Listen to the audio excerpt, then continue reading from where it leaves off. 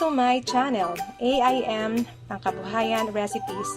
So today po, tuturuan ko po kayo kung paano gumawa ng masarap na merienda at pwedeng pagkakitaan ang bicho-bicho. So bago po tayo mag-umpisa sa ating recipe, don't forget to subscribe, like, share, and comment below para lahat po tayo ay ma-notify sa ating mga next pangkabuhayan recipes. So, ito po ang ating mga ingredients para po sa ating bicho-bicho. So, kailangan po natin ng all-purpose flour, egg, refined salt, soft instant yeast, refined white sugar, skimmed milk or powdered milk. Kailangan po natin ng softened butter. Kung wala po kayong softened butter, pwede po kayong gumamit ng shortening same amount. Kailangan po natin ng room temperature na water para po sa ating yeast. Okay, now, let's start with our procedure po sa ating bicho-bicho recipe. So, ating pong first procedure, so kukunin po natin ang ating water and ang ating yeast. So, i-combine lang po natin. And then, i-mix po natin.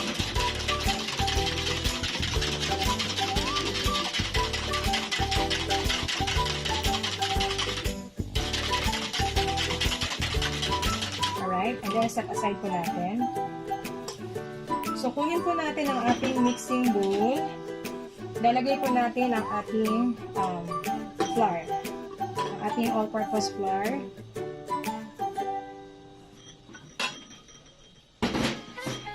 And then, salt.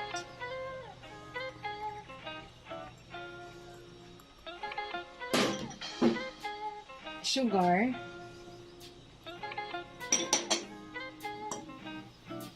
Skimmed milk or powdered milk.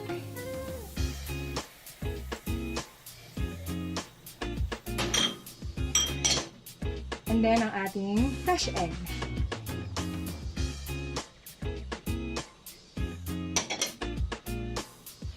So, ang ating pong butter, ilalagay po natin ito mamaya once na na-mix na po natin ang ating dough. And then, ibubuhos na po natin ang ating water and yeast.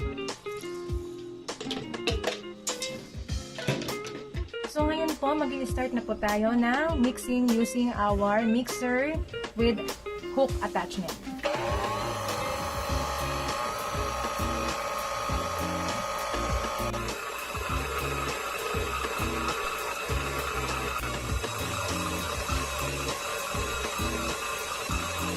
Okay, so eto na po ang ating dough.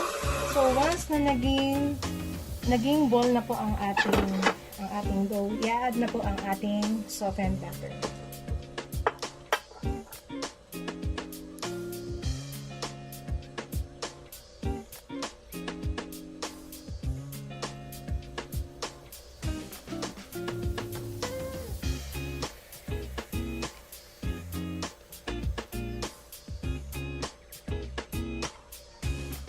And then, let's continue mixing po hanggang sa maging smooth and pliable ang ating bicho-bicho dough.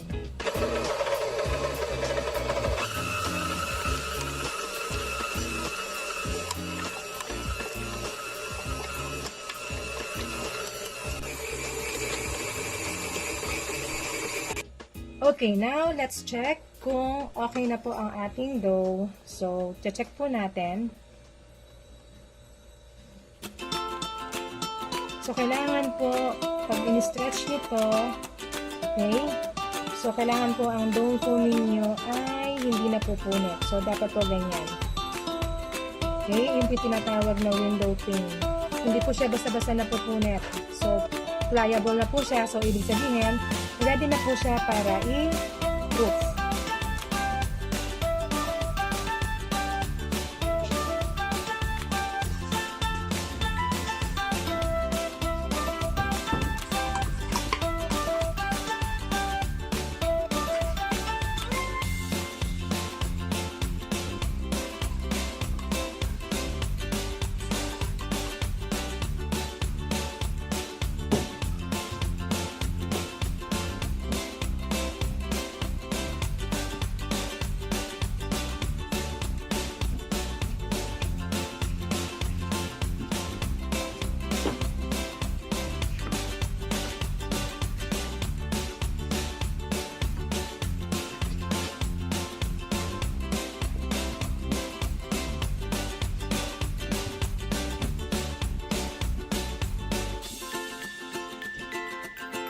So, ngayon po, i-divide po natin ang ating dough na 40 grams each dough po.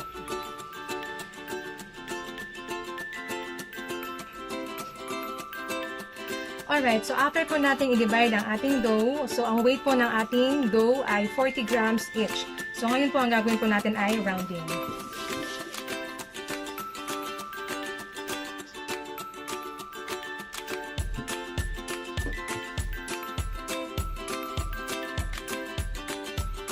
So after po natin i-round ang ating dough, tatakpan po natin ito at i-rest po natin ng 20 minutes. After ng 20 minutes, so ngayon po, i-roll na po natin ang ating bicho-bicho. So, please watch.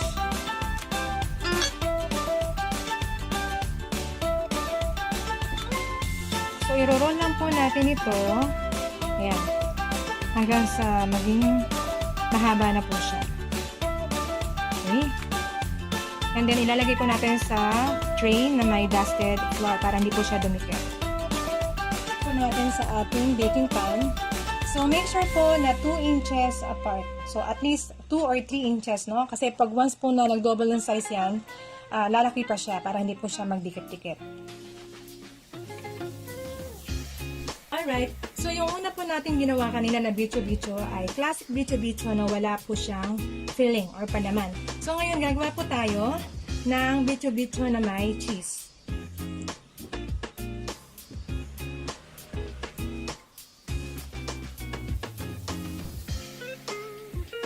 I-spread nyo lang yung ating dough.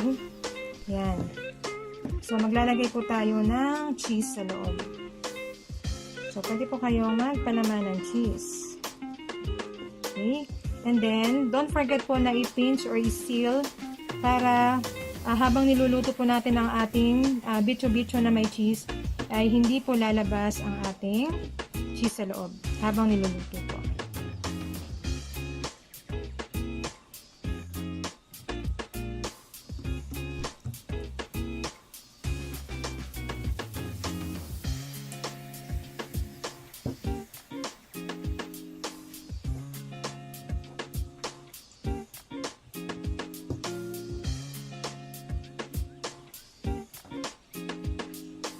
So, ngayon po, after po natin i-roll ang ating bicho-bicho, ipoproof po natin ito ng 1 hour to 1.5 hours hanggang sa mag-double po ang size.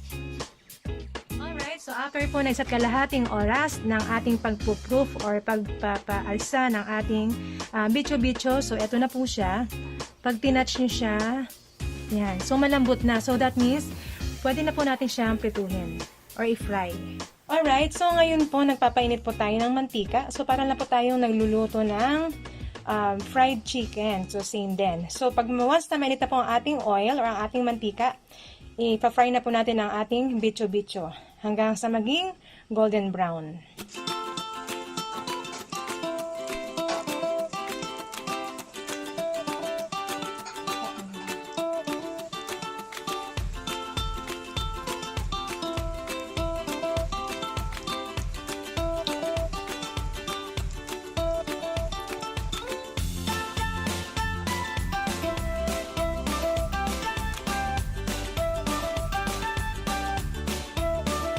Ayan, so golden brown na po at luto na po ang ating bicho-bicho.